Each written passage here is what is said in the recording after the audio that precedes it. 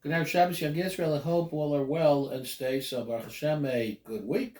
Mazel tov to Mindy and Dr. Barry Eiserman upon the birth of a grandson born to Daniela and Jonah Cohen, Yerushalayim Ir Kodesh. Mazel tov to Tammy and Kenny Sham upon the birth of a grandson born to Samara and Avi Kuperberg. Nachron, Mazel tov to Dr. Dani and Sharon Schlosselberg upon the birth of a granddaughter born to parents Aliza and Rab Bayless.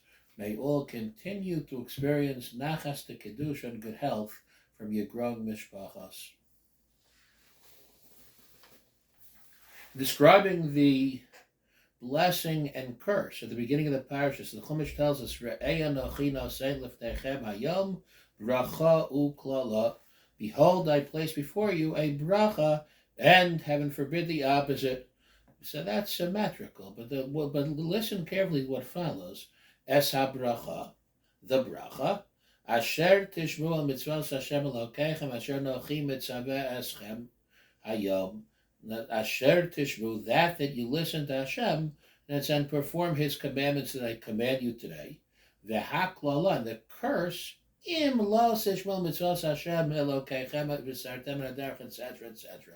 The curse will, God forbid, befall if you don't obey the commandments of the Ribbon Shalom.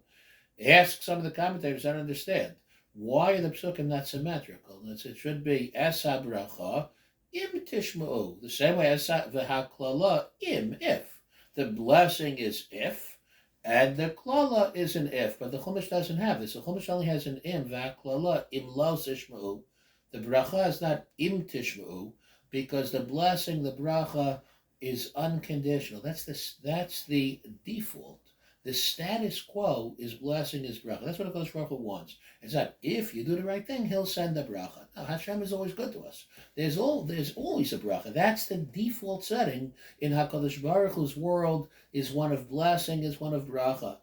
Im, heaven forbid, if lo sishmu, so then God forbid. So then the opposite may occur. But the default setting is one of bracha. It's not an if. If it's a tanai, a condition of not listening is a condition to generate the klala. But the bracha is the status quo. Just don't mess it up. Don't ruin it. The status quo, the default setting, is one of bracha, is one of blessing. The Frierdiker Rebbe, the previous Lubavitcher Rebbe, writes that Elul, for a Jew, is like an annual review for any successful business. Just as a businessman is going to take stock, that's once a year, that's what are the strengths of the business, where do we stand, what could be improved, what has to be changed, an honest assessment, which sometimes would involve calling in a consultant, an outside source, but not all the time. Most of the time, that's not even necessary. So too when it comes to a Jew in the month of Elul, it's an honest assessment, the cheshbon hanefesh, of what one's strengths are, what areas can be improved, whether outside help may be necessary to do so, possibly not, probably not. Whatever has to be done to ensure that the status quo of bracha remains. We don't have to generate the bracha. The bracha is there as this default setting. The default is one of bracha. All we have to do is a simple cheshbon nefesh. That's this. It's this. The time of year is now. Rosh Chodesh Elul, to take that assessment, that annual company review, to make sure that everything, all our ducks are in order, and Bezras Hashem, to merit a continuation of that status quo, of that bracha in the year that comes upon us. Bolenu letova, lonu l'chol Yisrael. Have a great Shabbos.